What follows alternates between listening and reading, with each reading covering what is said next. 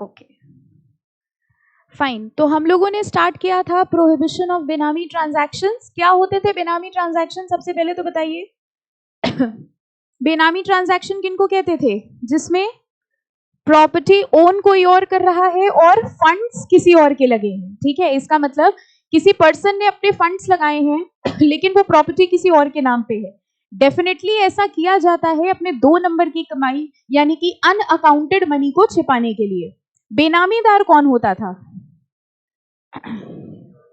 बेनामीदार कौन होता था? जिसके नाम पे वो प्रॉपर्टी ली गई है। और बेनिफिशियल ओनर कौन होता था? जिसने फंड्स लगाए हैं। लेकिन बहुत सारे ट्रांजैक्शंस ऐसे भी होते थे जिनको बेनामी ट्रांजैक्शन नहीं माना जाता था। फॉर एग्जाम्पल सबसे पहला क्या एक्सेप्शन था? कर्ता। अगर एक एचयूएफ के फंड्स से कोई प्रॉपर्टी खरीदी गई है तो वो प्रॉपर्टी डेफिनेटली किसके नाम पे होगी?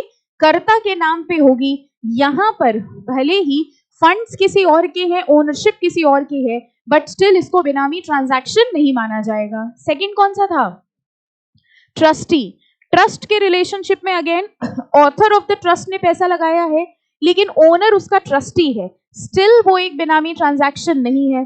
थर्ड क्या था? स्पाउस के नाम पे अगर हम प्रॉपर्टी ले रहे हैं out of the known sources तो भी वो बेनामी नहीं माना जाएगा। एंड ब्रदर एंड सिस्टर के नाम से अगर हम प्रॉपर्टी लेते थे वो भी बेनामी नहीं है, लेकिन उसकी एक कंडीशन होती थी, जॉइंट ओनरशिप होनी चाहिए। ठीक है, इन ट्रांजैक्शंस को बेनामी ट्रांजैक्शंस नहीं मानते थे। अब हम लोग को देखिए स्टार्ट करना था प्रोहिबिशन। अच्छा, इसकी पेनाल्टी भी देखी थी हम लोगों ने। कितनी पेनाल्टी थी? देखिए पीनल प्रोविजन कितना इम्प्रिजनमेंट था? 1 year which makes 10 to 7 years, या फिर फाइन कितना था? 25% of the fair market value. यहां तक हम लोग ने कर लिया था। अब हम लोग स्टार्ट करेंगे prohibition of right to recover property held benami. देखिए एक बार कोई भी प्रॉपर्टी बेनामी डिक्लेयर कर दी गई, अब उस प्रॉपर्टी को ट्रांसफर नहीं किया जा सकता। फॉर एग्जाम्पल जैसे ही किसी प्रॉपर्टी को बेनामी डिक्लेयर कर दिया गया, अब उसका रियल ओनर भी वो प्रॉपर्टी वापस नहीं ले सकता। मतलब जैसे ही प्रॉपर्टी बेनामी डिक्लेयर हो गई, अब बेनिफिशियल ओनर बेनामीदार से कह रहा है कि तुम मेरी प्रॉपर्टी हमको वापस कर दो। Is this possible? नो। एक बार कोई प्रॉपर्टी बेनामी डिक्लेयर हो गई, अब वो ट्रांसफर नहीं हो सकती, अब वो कॉन्फिस्केट हो जाएगी। कॉन्फिस्केट मतलब जब्त हो जाएगी। किसके पास चली जाएगी? गवर्नमेंट के पास। तो ये कह रहे हैं prohibition of right to recover property held बेनामी।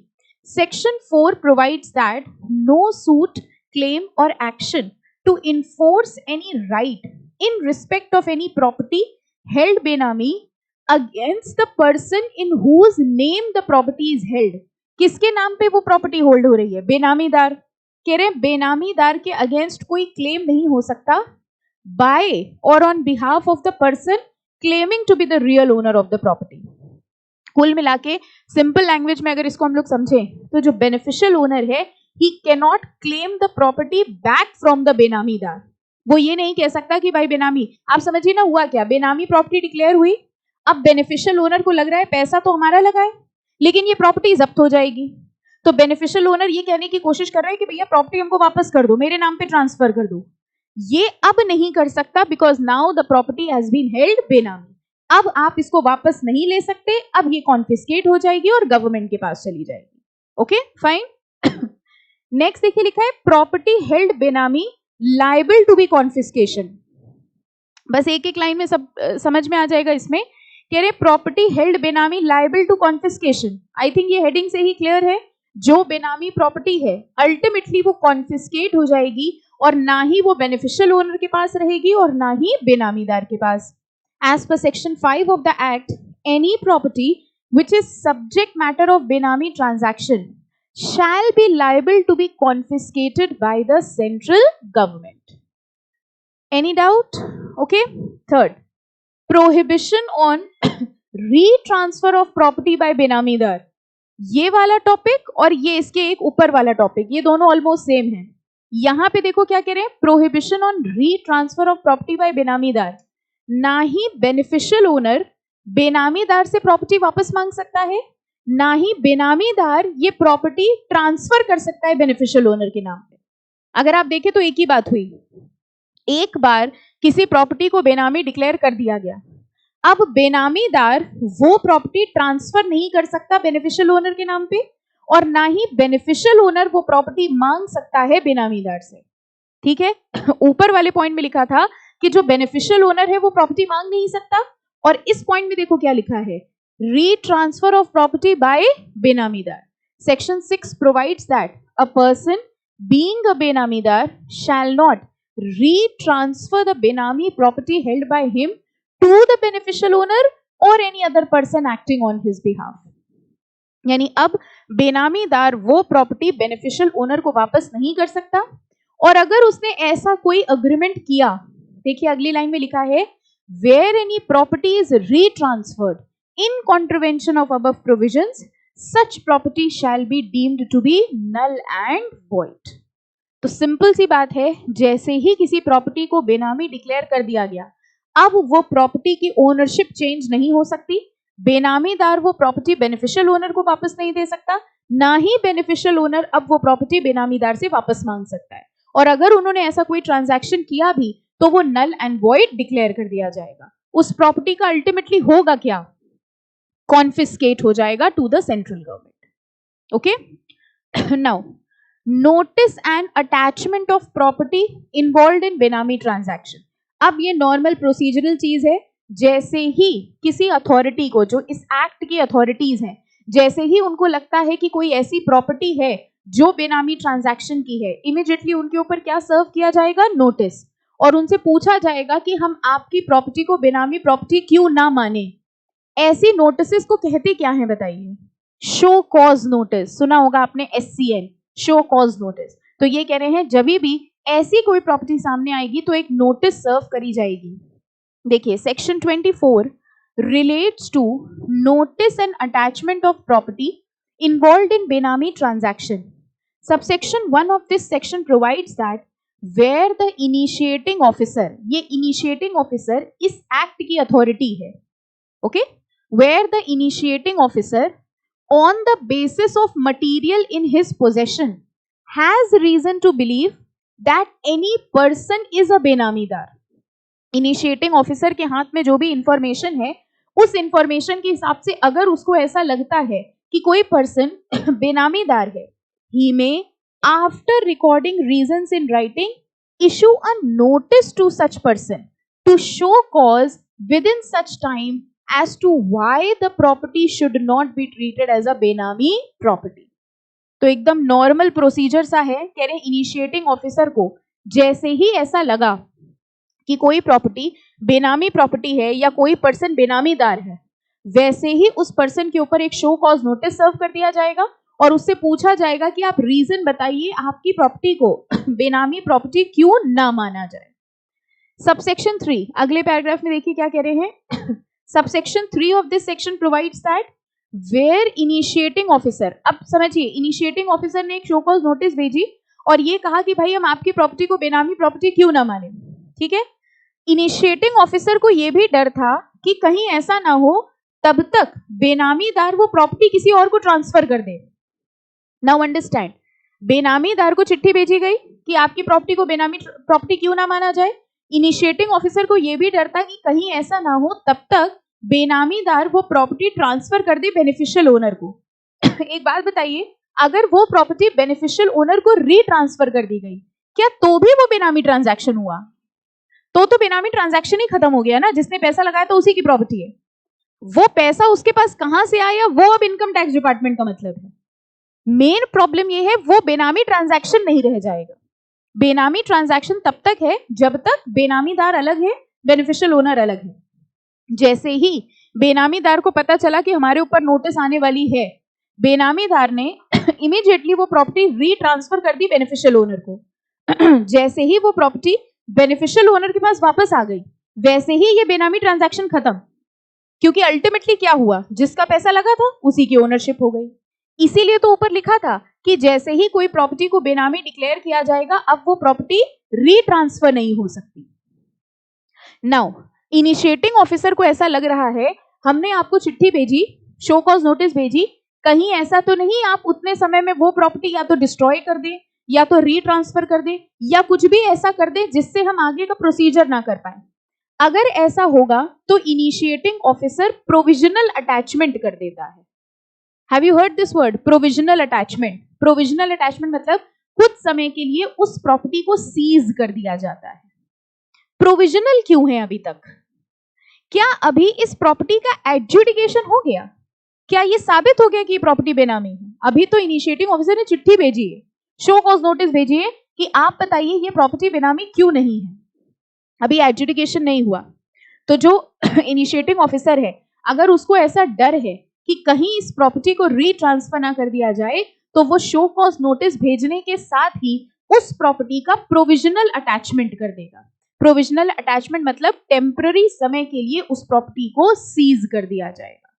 लॉजिक समझ आ गया कैसा हो रहा है? तभी देखो सेकंड पैराग्राफ में लिखा है, subsection 3 of this section provides that where the initiating officer is of the opinion that the person in possession of the property held benami may alienate such property. Alienate means वो transfer कर देगा, छोड़ देगा property को. During the period, he may, with the previous approval of approving authority, attach provisionally such property for a period not exceeding 90 days. 90 दिन के लिए उस property का provisional attachment कर दिया जाएगा. ठीक है, दोनों पैराग्राफ समझ में आ गए. नोटिस एंड अटैचमेंट में सबसे पहले क्या कह रहे थे? अगर इनिशिएटिंग ऑफिसर को लगता है कि कोई प्रॉपर्टी बेनामी प्रॉपर्टी है, तो उस पर्सन के ऊपर नोटिस सर्व कर दिया जाएगा और उससे रीजन पूछा जाएगा कि आपकी प्रॉपर्टी बेनामी प्रॉपर्टी क्यों नहीं है. सेकंड पैराग्राफ में कह रहे हैं, अगर इनिशिएटिंग ऑफिसर को लगता है कि वो बेनामीदार उस प्रॉपर्टी को रीट्रांसफर कर सकता है, तो उस प्रॉपर्टी का प्रोविजनल अटैचमेंट कर दिया जाएगा for a period not exceeding 90 days. अभी तक एडजुडिकेशन उस प्रॉपर्टी का नहीं हुआ है. ठीक है, अब नेक्स्ट देखो, manner of service of notice. सीधे इसी पे आ जाइए.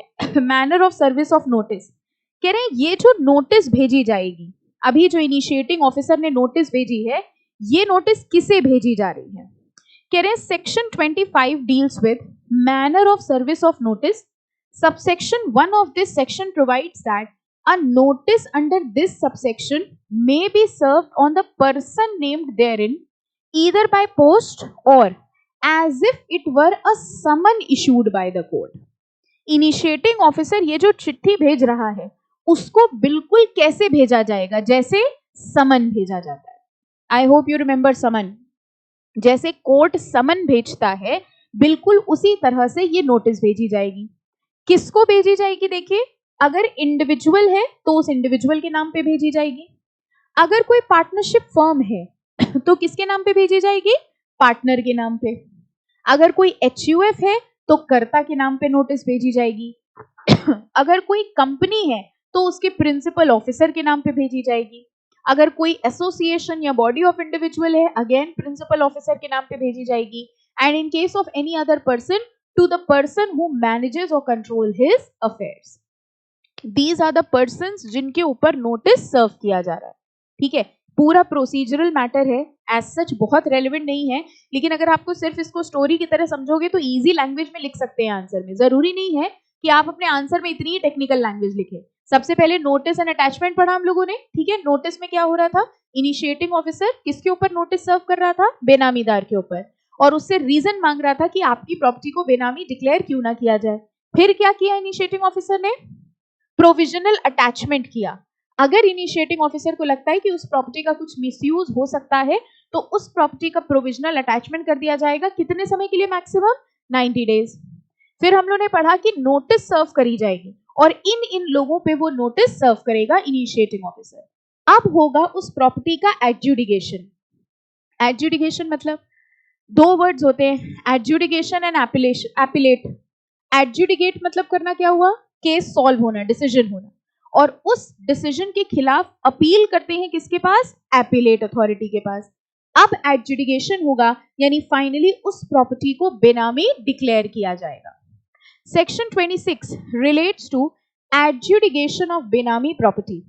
Subsection 1 of this section provides that on receipt of a reference the adjudicatory authority shall issue notice to furnish such document particulars or evidence as is considered necessary on the following person. Initiating officer show cause notice serve करने के बाद, provisional attachment करने के बाद अब वो notice किसको भेजेगा? एडजुडिकेटरी अथॉरिटी को।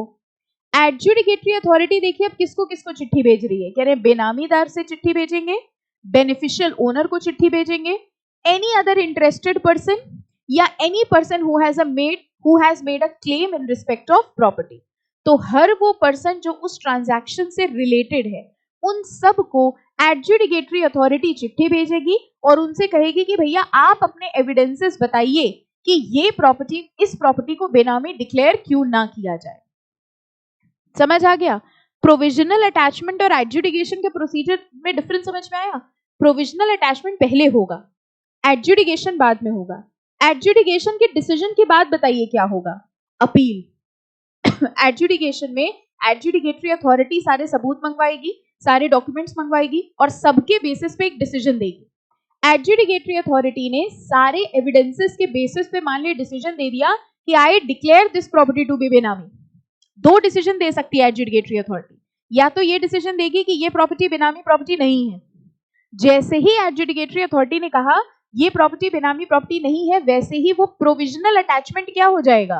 रिलीज, खत्म हो जाएगा। और अगर मान लीजिए एडजुडिकेटरी अथॉरिटी ने डिसीजन दे दिया कि yes this property is considered as a benami property, अब वो प्रोविजनल अटैचमेंट कंफर्म हो जाएगा, यानी now the property will B confiscated. लेकिन जब तक अपील फाइल करी जाएगी तब तक कॉन्फिस्केशन को कैरी फॉरवर्ड नहीं किया जाएगा। ये लाइन समझ में आई? मान लीजिए एडजुडिकेटरी अथॉरिटी ने डिसीजन दिया और पार्टी ने कहा कि भैया हम अपील फाइल करेंगे। अब बताइए, जब तक अपील का भी डिसीजन नहीं आ जाता तब तक क्या वो प्रॉपर्टी सेंट्रल गवर्नमेंट के पास चली जाएगी? नो। सेंट्रल गवर्नमेंट के पास प्रॉपर्टी कब जाएगी? जब अपील का भी फाइनल डिसीजन आ जाएगा। So this is the basic procedure. अगर प्रोसीजर भी आता है ना तो इसी को ही आप सिंपल लैंग्वेज में लिख दीजिएगा, that will be sufficient. Okay, तो देखो लिखा है however adjudicatory authority shall issue notice within a period of 30 days from the date on which a reference has been received। जिस दिन एडजुडिकेटरी अथॉरिटी को चिट्ठी मिली है वहां से 30 दिन के अंदर एडजुडिकेटरी अथॉरिटी बाकी सब लोगों को चिट्ठी भेजेगी और उनसे कहेगी कि आप लोग अपने एविडेंसेस दीजिए कि हम इस प्रॉपर्टी को बेनामी प्रॉपर्टी क्यों डिक्लेयर ना करें।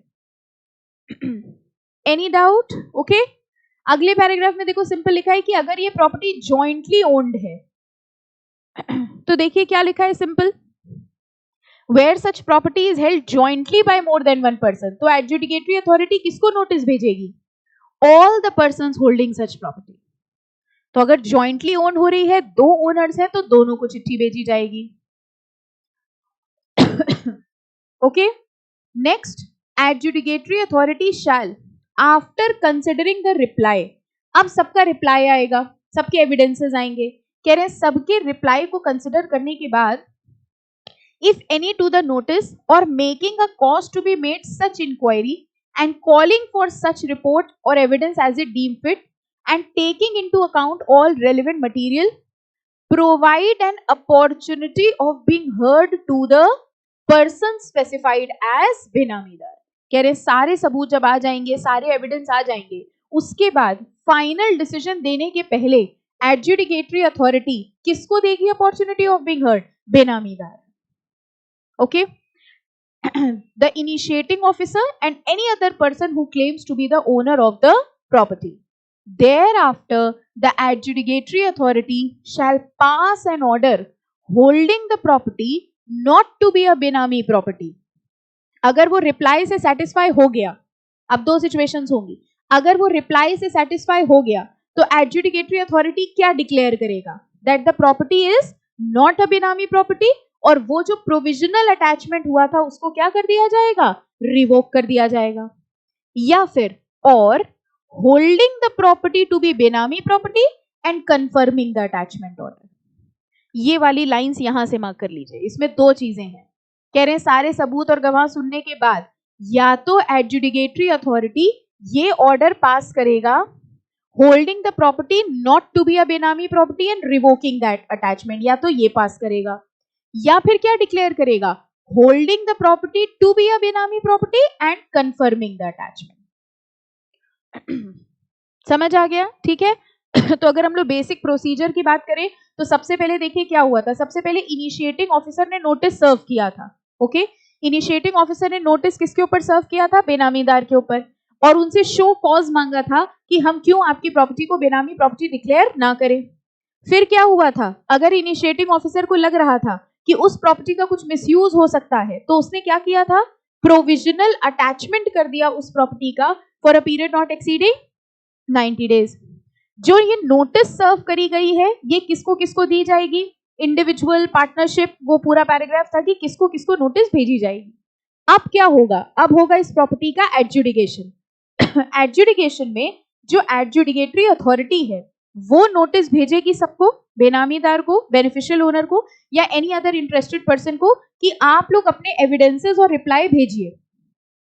जब सबके रिप्लाई आ जाएंगे तो एडजुडिकेटरी अथॉरिटी एक अपॉर्चुनिटी ऑफ बीइंग हर्ड देगी और अपना फाइनल डिसीजन सुनाएगी। दो डिसीजंस हो सकते हैं। पहला डिसीजन क्या होगा? अगर एडजुडिकेटरी अथॉरिटी को लगता है that the property is not a benami property, तो वो जो प्रोविजनल अटैचमेंट किया था इनिशिएटिंग ऑफिसर ने, उसको रिवोक कर दिया जाएगा। और अगर एडजुडिकेटरी अथॉरिटी को लगता है कि yes the property is a benami property, तो उस प्रोविजनल अटैचमेंट को कंफर्म कर दिया जाएगा और अल्टीमेटली वो प्रॉपर्टी कॉन्फिस्केट हो जाएगी।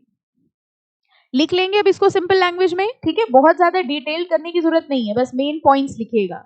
देखो उसके बाद क्या हुआ?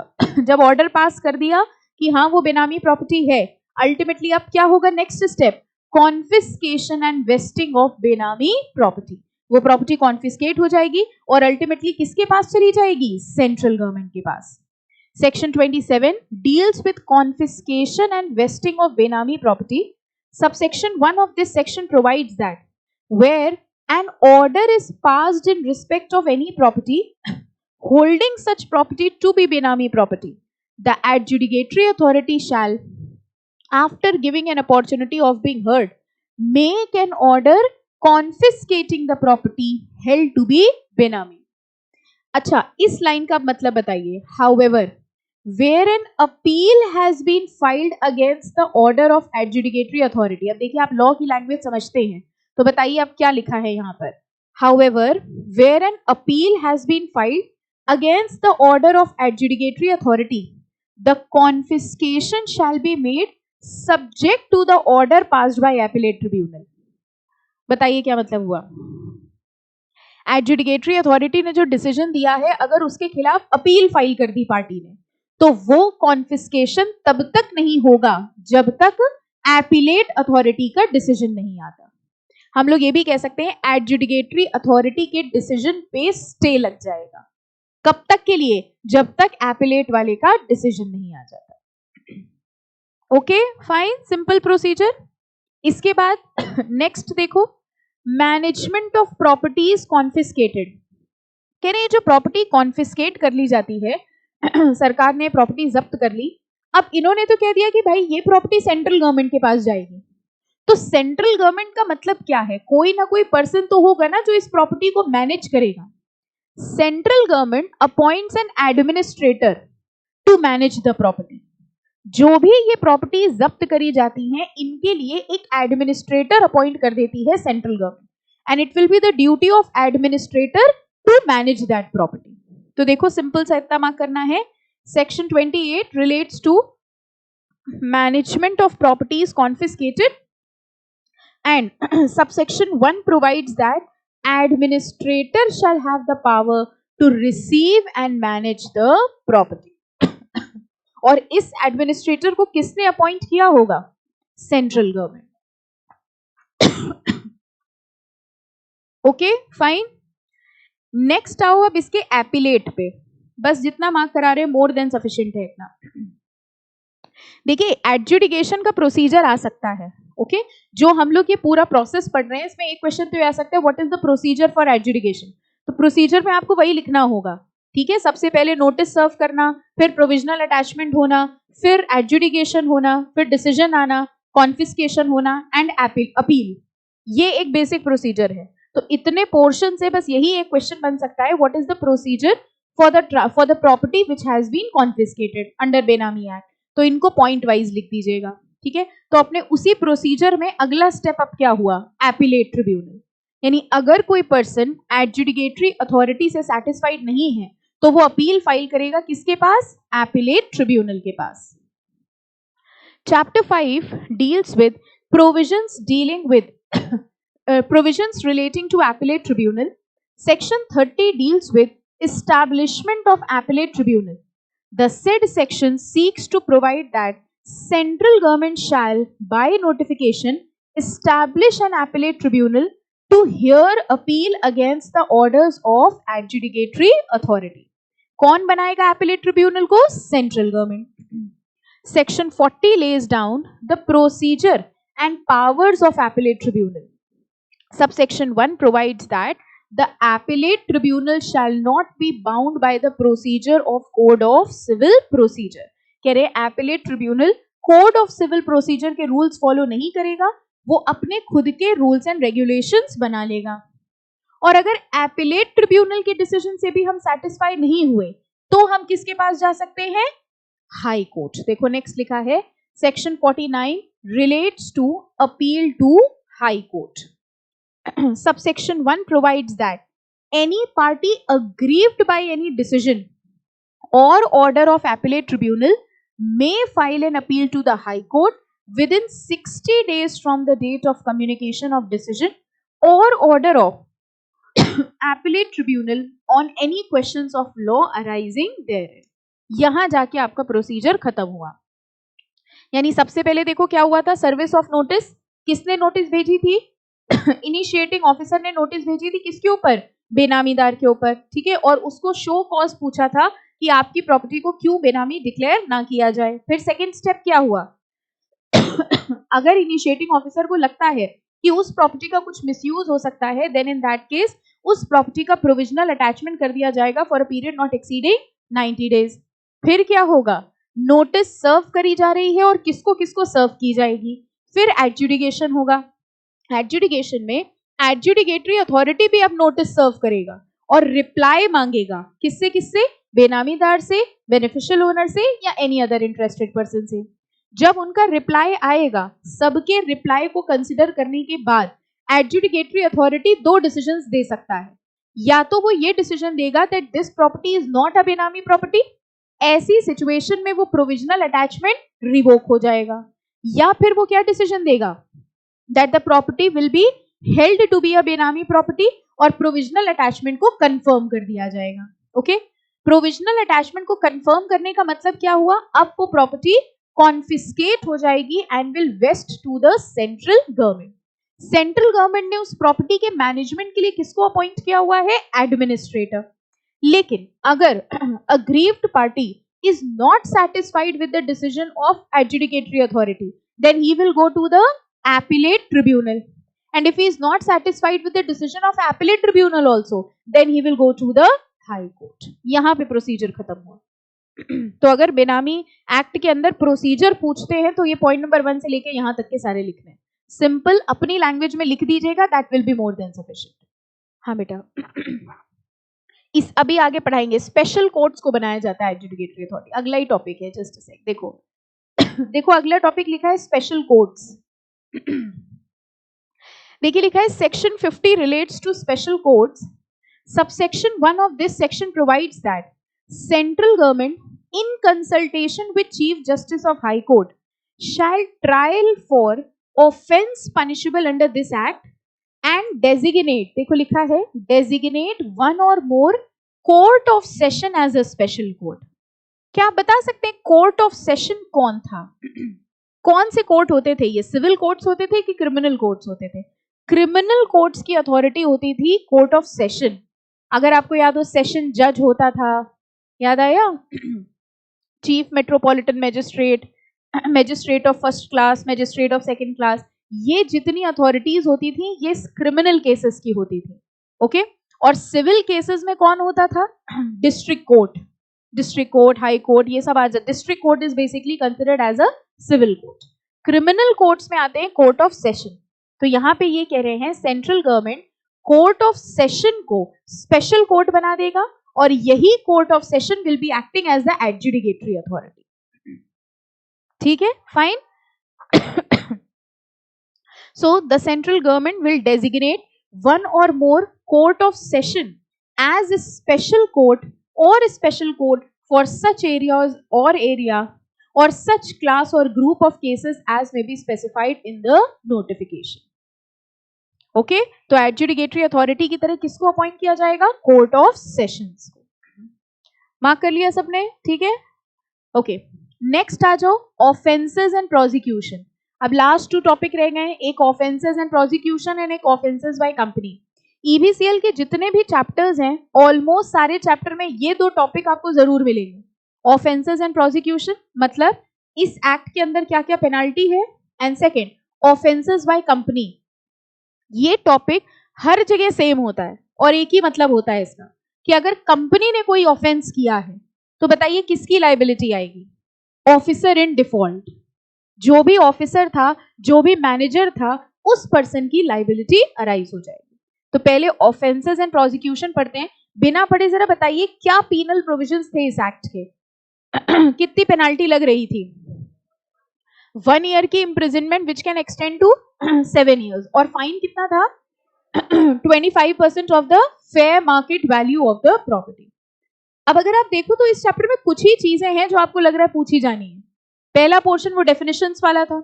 डेफिनेशंस में भी सबसे इंपॉर्टेंट डेफिनेशन वही बेनामी ट्रांजैक्शन की थी, सबसे बड़ी डेफिनेशन। उसके अलावा अगर आप देखो तो सारी छोटी छोटी डेफिनेशंस थी, but you can not ignore that. कई बार ऐसा भी होता है, अब वो सिंपल सा पूछ लेंगे what do you mean by partner as per benami transaction act, तो है आंसर सिंपल, लेकिन पढ़ जरूर लीजिएगा। तो एक पोर्शन हो गया, बल्कि एक पोर्शन और था जो स्टार्टिंग में पढ़ा था हम लोगों ने, salient features of the act. तो पहला क्वेश्चन तो वो हो गया, सेलिएंट फीचर्स, या फिर बेनामी ट्रांजैक्शन, या फिर वो ये पूछ सकते हैं कि किसको किसको बेनामी ट्रांजैक्शन नहीं माना जाएगा प्रैक्टिकल क्वेश्चन के फॉर्म में, या फिर वो आपसे प्रोसेस पूछेंगे एडजुडिकेशन का जिसके स्टेप्स देखे हम लोगों ने, और या फिर पेनाल्टी। बस इस चैप्टर में यही 4-5 चीजें, इनके अलावा कुछ भी नहीं आएगा।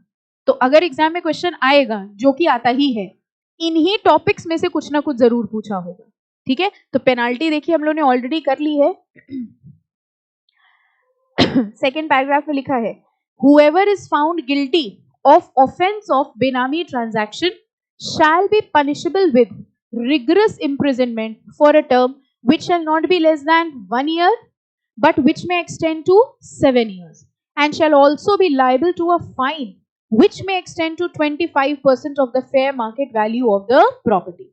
एक ये पेनाल्टी है। दूसरी अगले पैराग्राफ में लिखी है, section 54 relates to penalty for false information. अगर हमने इंफॉर्मेशन, आपने देखा इनिशिएटिंग ऑफिसर ने भी इंफॉर्मेशन मांगी थी, एडजुडिकेटरी अथॉरिटी ने भी इंफॉर्मेशन मांगी थी, अगर उन्होंने फॉल्स इंफॉर्मेशन दी तो देखो क्या पेनाल्टी है। Section 54 relates to penalty for false information. This section provides that any person who is required to furnish information knowingly gives false information to any authority, तो देखिए कितनी पेनाल्टी है, shall be punishable with rigorous imprisonment for a term which shall not be less than 6 months but which may extend to 5 years। और penalty कितनी है, fine कितना है, 10% of the fair market value of the property। तो कुल मिला के पूरे चैप्टर में 2 पेनाल्टीज हैं, एक 1 साल 7 साल और 25% ऑफ फेयर मार्केट वैल्यू, और फॉल्स इंफॉर्मेशन देने पर 6 months which can extend to 5 years and 10%। I hope penalties याद रहेंगी, याद करनी है, पेनाल्टी सोच के छोड़ मत दीजिएगा, ठीक है। And finally last topic, offences by companies. ये सेम टॉपिक सब जगह होता है, एक ही जगह प्रिपेयर कर लीजिए, सब जगह हो जाएगा।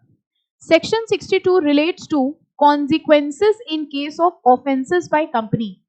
Subsection 1 of this section provides that where a person committing a contravention of any provisions of this act is a company, जिसने गलत काम किया है अगर वो कंपनी है, every person who at the time of contravention was committed, was in charge of and was responsible to the company, वो person जो कंपनी का इंचार्ज था, जो कंपनी के कामों के लिए रिस्पॉन्सिबल था, as well as the company, company की भी लाइबिलिटी आएगी और उस पर्सन की भी लाइबिलिटी आएगी, shall be deemed to be guilty of contravention and shall be liable to be proceeded against. तो कंपनी की भी लाइबिलिटी आएगी और वो person who was in charge of the operation, उसकी भी लाइबिलिटी आएगी। क्या वो पर्सन किसी तरह से बच सकता है? बताइए, अगर वो क्या प्रूफ कर दे, ये लाइन हमेशा आगे होगी, अगर वो पर्सन ये प्रूफ कर दे कि जो भी गलत हुआ वॉज विदाउट हिज नॉलेज। ठीक है, तो देखिए लिखा है subsection 2 of this section provides that nothing contained in subsection 1 shall render any person liable to punishment if he proves that the contravention took place without his knowledge. Again, subsection 3 में भी यही है, where a contravention under this act has been committed by a company and it is proved that contravention has taken place with the consent or connivance or is attributed or neglect of any director, manager और secretary. कह रहे हैं company के ऊपर liability आई और company ने prove कर दिया कि भैया एक पर्टिकुलर डायरेक्टर रिस्पॉन्सिबल था इस काम के लिए, कंपनी का जो मैनेजर है वो रिस्पॉन्सिबल था इस काम के लिए, उस केस में वो पूरी की पूरी लाइबिलिटी किससे रिकवर करी जाएगी? उस डायरेक्टर या मैनेजर से। तो देखिए लिखा है, आपको ध्यान से पढ़ना चाहिए क्योंकि लिखा है डायरेक्टर, मैनेजर, सेक्रेटरी। यानी अगर कंपनी ने कह दिया कि भैया ये काम तो हमारा कंपनी सेक्रेटरी देख रहा था, देन इन दैट केस किसकी लाइबिलिटी आ जाएगी? सेक्रेटरी की। तो ऑफेंसेस बाय कंपनी में सबसे पहली चीज ये कंपनी की लाइबिलिटी आएगी और वो पर्सन जो इंचार्ज था, अगर वो पर्सन ये प्रूव कर दे कि उसकी नॉलेज के बिना हुआ है तो वो बच सकता है, और अगर कंपनी ये डिक्लेयर कर दे दैट अ पर्टिकुलर डायरेक्टर और manager was the in charge, then that person will be held liable. Okay, fine. Any doubt now? बस कुछ ही चीजें हैं इस चैप्टर के अंदर, कुछ ही टॉपिक्स हैं। पढ़िए जरा, लेसन राउंड अप रीड कर लीजिए। हाँ बेटा।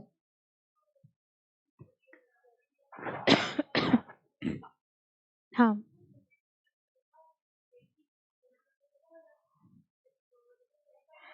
हाँ, आई गॉट इट। सी, एक डाउट आया है, मान लीजिए उसके ऊपर नॉर्मल पेनाल्टी भी लग रही है और एक फॉल्स इन्फॉर्मेशन वाली भी लग रही है। अब यहाँ पे उल्टा होगा, उल्टा ये होगा, पेनाल्टी उससे मतलब फाइन उससे 2 बार रिकवर किया जाएगा, सजा एक ही बार होगी क्योंकि 7 साल में 1 साल इंक्लूड हो जाएगी। You got my point?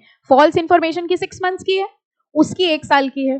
अब अगर जेल भेजेंगे तो जेल तो क्यूमुलेट हो गया ना, पेनाल्टी उसकी 2 बार रिकवर करेंगे, मार्केट वैल्यू का 25% ऊपर वाले के लिए और मार्केट वैल्यू का 10% फॉल्स इंफॉर्मेशन के लिए, यानी अमाउंट 2 बार ले लेंगे। हाँ,